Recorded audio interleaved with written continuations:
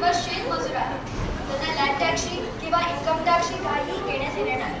पण मीठ मात्र सगळ्यांना लागतं आणि रोजच लागतं. त्यामुळे बापूंचा संदेश प्रत्येक माणसापर्यंत पोहोचेल. अगदी बरोबर आहे सरोजी तुमचं. हवा आणि पाण्यापाठोपाठ जर माणसाला कशाची जरूरत असेल तर ती मिठाची, आणि मिठावरचा टॅक्स प्रत्येक माणसाला जाणवेलच. आपण मीठ बनवलं तर शिवाय अजून एक दणका ब्रिटिशांना बसेल. तो कोणता बापूजी? ब्रिटिश सरकारच्या एकूण उत्पन्नामध्ये 10% वाटा मिठाचा आहे. म्हणून हे सगळं चाललं आहे त्यांचं. आपण मीठ तयार केलं की त्यांच्या उत्पन्नावर त्याचा नक्कीच वाईट परिणाम होईल. बापूजी, पण त्यांना ह्या आधीच मिठावर टॅक्स वाढवून खूप पैसे कमवले आहेत. आता त्यांनी मीठ तयार करायलाच बंदी जाहीर केली आहे. कोणीही मीठ तयार केलं की तो गुन्हा असे जाहीर करून लोकांना जेलमध्ये टाकणार आहे. आता मीठ करणाऱ्या मलंगी आणि अग्नी लोकांचं काय होणार? मीठ करणे हा त्यांचा पिढीजात धंदा आहे. असा अतिरेकी नियम का बनवला आहे ब्रिटिशांनी? ब्रिटिश सरकारला तर हाव सुटली आहे म्हणून ते देशाला असे ओरबडत आहे, हवेत तसे लुटत आहे. आता सगळ्यांनी त्यांचंच मीठ खायचं म्हणजे स्वतःचेच खिसे भरून घेणार आणि इथे भारतीय जनता उपाशी मारणार. याला विरोध करायलाच हवा. आता ठरलं माझं. ह्या आपल्या साबरमती आश्रमातून नवसारी जवळच्या दांडी नावाच्या खेड्यात पोचायचं. आपण चालत जायचं तिथे. त्या छोट्याशा खेड्यात शतकानुशतकं मीठ बनवण्याचा व्यवसाय चालत असे. आता ह्या ब्रिटिशांच्या नियमामुळे त्यांची रोजीरोटी बंद झाली आहे. चालत जायचं? बापूजी, आपल्या गेल्या वर्षीच साठी झाली. मग काय झालं? फार नाही, रोज 10 मैल चालायचं. दांडी इथून 240 मैल आहे. 24 दिवसात आपण पोहोचू तिथे. गावागावात आपण बैठका घेऊ, म्हणजे गावकऱ्यांची स्वातंत्र्य लढण्याबद्दलही बोलता येईल, जनजागृती करता येईल. बापूजी, मी पण येणार तुमच्या बरोबर. जरूर. वाटेत पुष्कळ लोक आपल्याला जोडले जातील असं वाटतं. तर मग व्हायसरॉयला पत्र लिहून कळवून घे. सरोजिनी असे लिहून घे. श्रीमान लॉर्ड आर्डन, दिनांक 12 मार्च 1930 ला मी आणि माझी काही सहकारी मिठाच्या अत्यंत अन्यायी कायद्याविरुद्ध आवाज उठवायला मोर्चा काढणार आहोत. आम्ही दांडी येथे पोहोचून तिथे मीठ तयार करणार आहोत. हा आमचा हक्क आहे. आमच्या पूर्ण स्वराज्याच्या जाहीरनाम्याप्रमाणे आम्हाला जे हवं ते तयार करण्याचा आम्हाला पूर्ण अधिकार आहे. तरी आम्ही तुमचा मीठ बंदीचा नागरी कायदा पाळणार नाही याची नोंद घ्यावी. आपला मोहनदास गांधी. ते पाठवून दे पत्र. सरकारचे आता तरी डोळे गळतील. मला ब्रिटिश सरकारचे नाही तर नाही, पण इतर जगाचे डोळे उघडायचे आहेत. ब्रिटिश लोक किती अत्याचारी, अन्यायी आहेत. भारताला कसा अंदाधुंद लुटत आहे ते साऱ्या जगाला कळायला पाहिजे. न्यूयॉर्क टाइम्सच्या वार्ताहराला आणि सगळ्यांनाही कळवा. त्याशिवाय ब्रिटिश सरकारावर जागतिक दडपण येणार नाही. चला तर मग निघूया आपण. बोला रघुपती राघव राजा पतित पावन सीताराम. रघुपती राघव राजा पतित पावन सीताराम. रघुपती राघव राजा पतित पावन सीताराम. ह्या भूतगड मिठाने मी साम्राज्याची पाळमुळं हलवतो आहे. माझ्या प्रिय भारतीयांनो, चला करा तयार मीठ. तुम्हाला हवं तेवढं, हवं तेव्हा आपल्या देशाच्या समुद्राच्या पाण्यातून चविष्ट मीठ बनवा. या देशाची आपण मुलं आहोत, त्यामुळे हा आपला हक्कच आहे. वंदे मातरम. वंदे मातरम.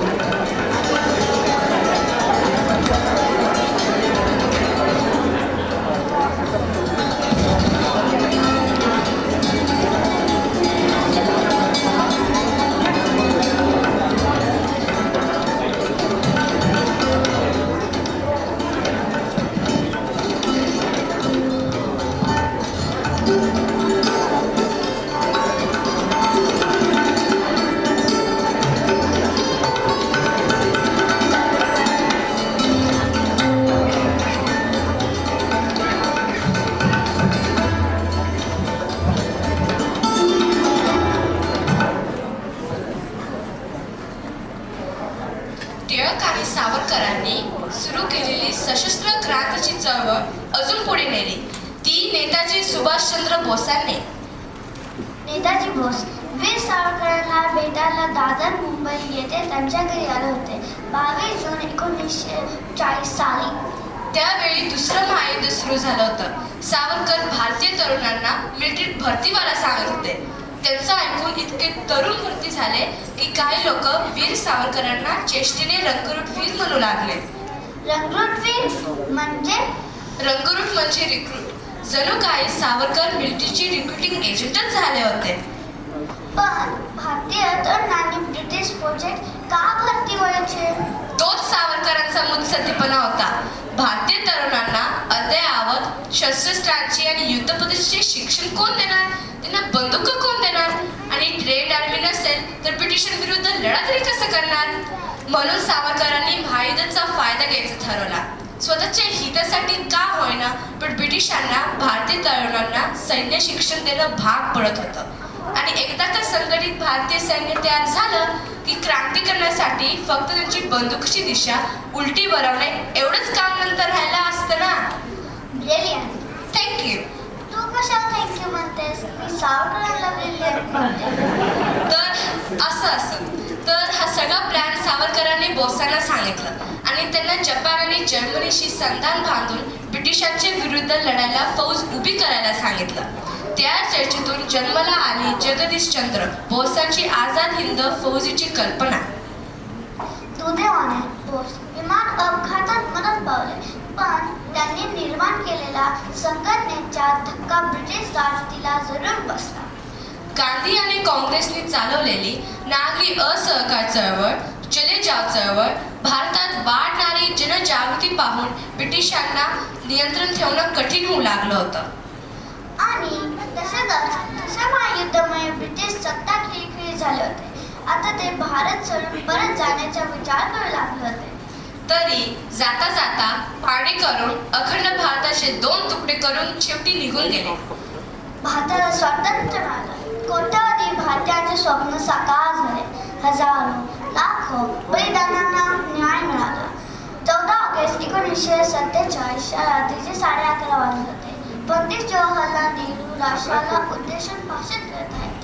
त्यांच्या प्रत्येक अमृताचे शब्द भारतीयाच्या हृदयाच्या घागरत आहेत. Long years ago, we made a tryst with destiny, and now the time comes when we shall redeem our pledge, not wholly or in full measure, but very substantially. At the stroke of the midnight hour, when the world sleeps, India will awake to life and freedom. A moment comes which comes but rarely in history, when we shall step out from the old to the new, when an age ends and when the soul of a nation, long suppressed, finds utterance. It is fitting that at this solemn moment we take the pledge of dedication to the service of India and her people, and to the still larger cause of humanity.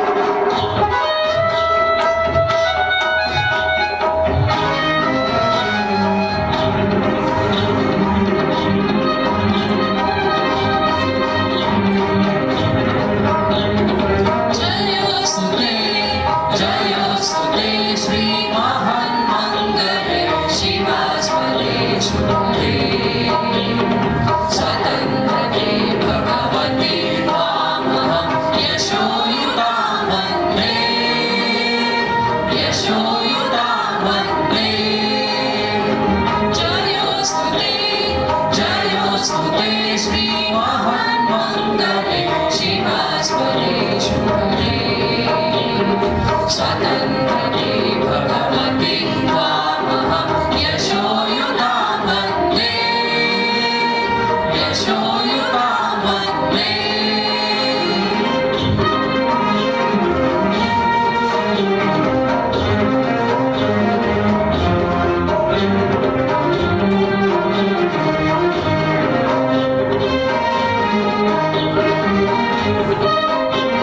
राष्ट्राचे चैतन्य नीती संपदाची राष्ट्राचे चैतन्य नीती संपदाची स्वतंत्रते भगवती श्रीमती राज्ञी तुझ्याची परवशतेच्या नभात तुझी आकाशी घोषी स्वतंत्रते भगवती स्वतंत्रते भगवती सागरी समसमलखलकशी वन्दे त्वामहं यशोयुतां वन्दे जयोस्तु ते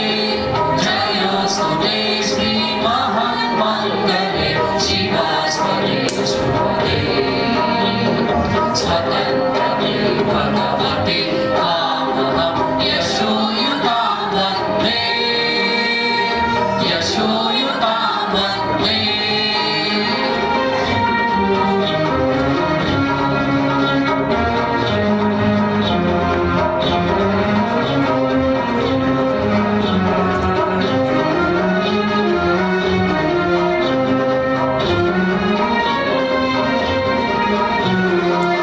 गालावरच्या कुसुमी किंवा कुसुमाच्या गाली गालावरच्या कुसुमी किंवा कुसुमाच्या गाली स्वतंत्रते भगवती तुझी विलसत सेलाली स्वतंत्रते भगवती तुझी विलसत सेलाली तू सूर्याचे तेज उघडीचे गांभीर्य हे तुझी स्वतंत्रते भगवती स्वतंत्रते भगवती अन्यथा ग्रहण नश्यतेची सर्वे त्वामहं यशोयुतां वन्दे जयोस्तु ते श्रीमहान्मङ्गले शिवास्पदे शुभदे स्वतन्त्रते भगवति त्वामहं यशोयुतां वन्दे यशो